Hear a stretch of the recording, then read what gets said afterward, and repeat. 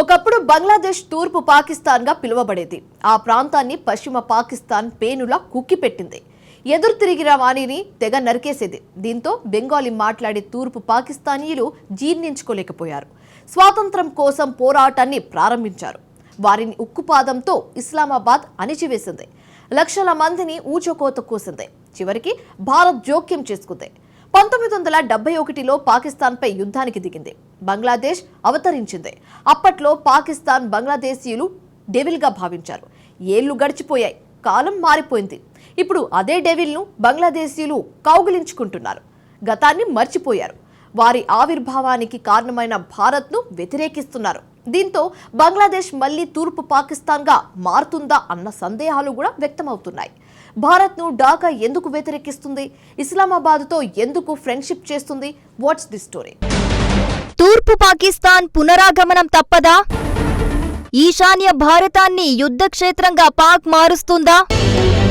రాక్షస పాకిస్తాన్నే యూనుస్ హక్ చేసుకుంటున్నాడా? ఒక బంధాన్ని తెంచుకోవటం ఎప్పుడూ అత్యంత క్లిష్టమైన విషయం. ఈ తెగతెంపుల తర్వాత ఏం జరుగుతుందో తెలుసా? మాజీనే ఇప్పుడు శత్రువుగా మారతారు. బంగ్లాదేశ్ భారత్ మధ్య నెలకొన్న పరిస్థితులు ఇప్పుడు అలాగే మారుతున్నాయి. నిన్న మొన్నటి వరకు కలిసి ఉన్న బంగ్లాదేశ్ భారత్తో తెగతెంపులు చేసుకుంది. ఇప్పుడు ఢాకాకు ఢిల్లీ శత్రువుగా మారింది. భారత శత్రువు ఇప్పుడు బంగ్లాదేశ్కు మిత్రుడయ్యాడు. తాజాగా బంగ్లాదేశ్ తాత్కాలిక పాలకుడు మొహమ్మద్ యూనుస్ పాకిస్తాన్ ప్రధానమంత్రి షెహబాజ్ షరీఫ్ను కలిశారు. ఆత్మీయ ఆలింగనం చేసుకున్నారు. వాస్తవానికి ఇది ముందే ఊహించిన పరిణామమే. ఇటీవల భారత్కు వ్యతిరేకంగా వ్యవహరిస్తున్న యూనుస్ పాకిస్తాన్కు అనుకూలంగా మారాడు. ఈ క్రమంలోనే 2 రోజుల క్రితం ఈజిప్ట్ రాజధాని కైరోలో D8 శిఖరాగ్ర సదస్సు జరిగింది. D8 అంటే అభివృద్ధి చెందుతున్న 8 దేశాలన్నమాట. ఈ గ్రూపులో Iran, Indonesia, Nigeria, Egypt, Pakistan, Bangladesh, Turkiye దేశాలున్నాయి. నిజానికి ఇవన్నీ ఇస్లామిక్ దేశాలు. D8 దేశాల సదస్సులో భాగంగా యూనుస్, షరీఫ్ కైరోలో సమావేశమయ్యారు. ఈ 2 దేశాల కలయికను వివరించటం కొంచెం కష్టమైన పనే. వీళ్ళని చూస్తుంటే ఫేమస్ హాలీవుడ్ మూవీ క్యారెక్టర్లు బ్యాట్మ్యాన్, జోకర్ గుర్తుకొస్తారు. బ్యాట్మ్యాన్ గతాన్ని మర్చిపోయి జోకర్ రాక్షసుడున్న విషయం మర్చిపోతాడు.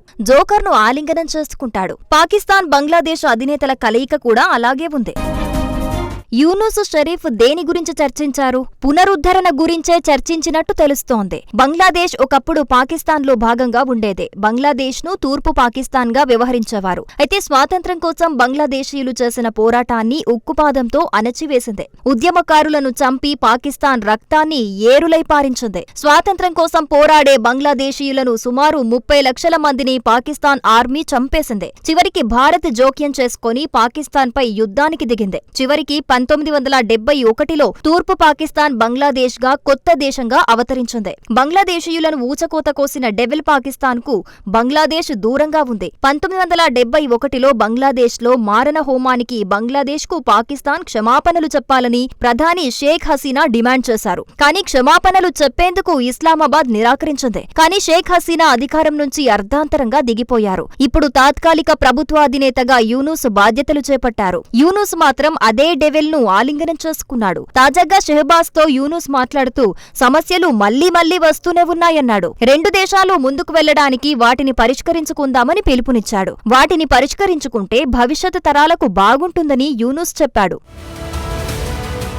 అంటే బంగ్లాదేశ్లో పాకిస్తాన్ మారణ హోమాన్ని ఓ సమస్యగానే యూనుస్ భావిస్తున్నాడన్నమాట. అయితే షెహబాజ్ మాత్రం ఢాకాతో వ్యూహాత్మక సంబంధాలను కోరుకున్నాడు. బంగ్లాదేశ్ సోదర దేశమని షరీఫ్ చెప్పాడు. 1971 మారణ హోమం సంగతేంటి అని అడిగితే అది ముగిసిపోయిన ఘట్టమని పాక్ ప్రధాని సెలవిచ్చారు. 1974లో జరిగిన ట్రైపార్టీ ఒప్పందాన్ని షరీఫ్ ఎత్తిచూపాడు. ఈ ఒప్పందంపై భారత్, పాకిస్తాన్, బంగ్లాదేశ్ సంతకాలు చేశాయి. ఇందులో యుద్ధ ఖైదీలను మార్చుకోవటం, బంగ్లాదేశ్ ప్రజల స్థానభ్రంశానికి చెందిన అంశాలుంటాయి. కానీ ఈ ఒప్పందంలో పాకిస్తాన్ క్షమాపణలు చెప్పినట్టు ఎక్కడా లేదు. తమ నుంచి ఎలాంటి క్షమాపణలు ఆశించవద్దని పాకిస్తాన్ స్పష్టంగా చెబుతోంది. అయినా సరే సంబంధాలు పునరుద్ధరించుకోవాలని ఇస్లామాబాద్ కోరుకుంటోంది. దురదృష్టవశాత్తు మొహమ్మద్ యూనుస్ కూడా అందుకు సిద్ధంగా ఉన్నారు. షెహబాజ్ షరీఫ్ తో మరో సమస్యను కూడా యూనుస్ ప్రస్తావించాడు. అది సార్క్.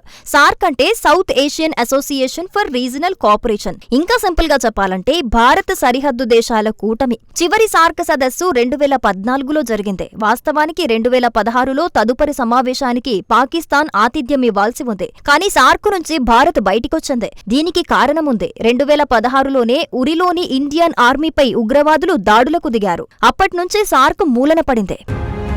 ఇప్పుడు ఆ సార్క్ కూటమిని పునరుద్ధరించాలని మొహమ్మద్ యూనుస్ యత్నిస్తున్నాడు. సార్క్ ఆలోచనకు తాను అతిపెద్ద అభిమానినని యూనుస్ చెప్పుకొచ్చాడు. తాను సార్క్ సమస్యపై గొంతెత్తుతున్నానని చెప్పాడు. సార్క్ దేశాధినేతలతో సదస్సును తాను కోరుకుంటున్నట్టు యూనుస్ వెల్లడించాడు. కనీసం ఫోటో సెషన్ జరిగినా అది బలమైన సందేశాన్నిస్తుందని యూనుస్ తెలిపాడు. సార్క్ కోసం పాకిస్తాన్ సిద్ధంగా ఉంది. కానీ భారత్ మాత్రం విముఖత వ్యక్తం చేస్తోంది. అక్టోబర్లో సార్క్ విషయాన్ని భారత విదేశీ వ్యవహారాల శాఖ మంత్రి జయశంకర్ చాలా క్లారిటీగా చెప్పారు. ఒక సార్క్ సభ్యదేశం ఉగ్రవాదాన్ని వ్యాప్తి చేస్తోందని ఆరోపించారు. ఉగ్రవాదాన్ని ఆపే వరకు సార్కును తెరిచేది లేదని జయశంకర్ స్పష్టం చేశారు. కైరో సమావేశం తర్వాత ఒక విషయంలో మాత్రం స్పష్టత వచ్చింది. ఇప్పుడు ఢాకా, ఇస్లామాబాద్ స్నేహితులుగా మారుతున్నాయి. అందుకోసం ఇప్పటికే మహమ్మద్ యూనుస్ అన్ని ఏర్పాట్లు చేసేశాడు. పాకిస్తాన్కు నేరుగా సముద్రపు వంతెనను యూనుస్ సృష్టించాడు. దీని అర్థమేంటంటే పాకిస్తాన్ నుంచి నేరుగా బంగ్లాదేశ్కు నౌకలు వెళ్లేందుకు మార్గం సుగమం చేశాడు. గతంలో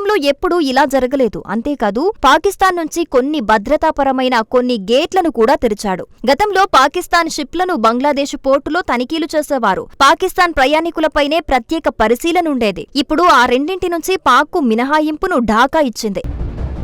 ఢాకా ఇచ్చిన మినహాయింపునకు బదులుగా పాకిస్తాన్ వీసా నిబంధనలను సడలించింది. ఇది కేవలం ప్రారంభం మాత్రమే. పాకిస్తాన్లో పర్యటించాల్సిందిగా యూనుస్ను ప్రధాని షెహబాజ్ షరీఫ్ ఆహ్వానించాడు. బహుశా బంగ్లాదేశ్ ప్రభుత్వాధినేత ఢిల్లీలో పర్యటించకముందే ఇస్లామాబాద్కు వెళ్లే అవకాశముంది. అయితే ఇప్పుడు భారత్ పరిస్థితి ఏంటి? తాజా పరిణామాలు భారత్కు ఇబ్బందికరమైనవనే చెప్పాలి. బంగ్లాదేశ్ పాకిస్తాన్ స్నేహంతో భారత్కు భద్రతాపరమైన సమస్యలు తప్పవు. ఇలాంటి పరిస్థితులను 1990లో 2000లో చూశాం. పాకిస్తాన్ ఆయుధాలను అక్రమంగా బంగ్లాదేశ్కు స్మగ్లింగ్ చేస్తోంది. అక్కడ్నుంచి ఆ ఆయుధాలు భారత్లోని ఈశాన్య రాష్ట్రాలకు చేరుకునేవి. దీంతో వేర్పాటువాదులు చెలరేగిపోయారు. మళ్లీ యూనుస్ పాలనలో అలాంటి పరిణామాలు తప్పవా అన్న సందేహాలు వ్యక్తమవుతున్నాయి. అలా జరగకూడదని మనం ఆశిద్దాం. కానీ బంగ్లాదేశ్ తీరు మాత్రం భారత్ ఆశలకు వ్యతిరేకంగా నడుచుకుంటోంది. బంగ్లాదేశ్ పాలకుడు యూనుస్ భారత్ అంటేనే పగబట్టిన పాములా బూసకొడుతున్నాడు. అందుకు భారత్కు బద్ధశత్రువు బంగ్లాదేశ్ పాలిక రాక్షసి అయిన పాకిస్తాన్తో చేతులు కలిపేందుకు యూనుస్ యత్నిస్తున్నాడు.